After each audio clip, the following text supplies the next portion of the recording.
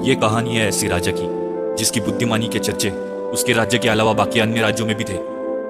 एक दिन राजा की बुद्धिमत्ता परखने के लिए एक राजकुमारी आई। उनके हाथ में दो फूलों की माला थी। उन दोनों मालाओं में एक असली थी और एक नकली।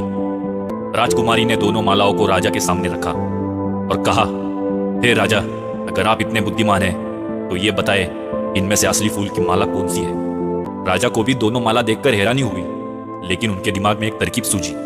उन्हें तुरंत अपने सेवक को बोला, बगीचे के सारे खिड़कियां खोल दो। सेवक ने जैसे ही खिड़कियां खोली तो बाहर फूलों पे बैठी मधुमक्खियां उड़कर अंदर आने लगी। फिर जैसे ही एक मधुमक्खी फूल की माला पर बैठी, वैसे ही राजा ने असली फूल की माला को पहचान लिया।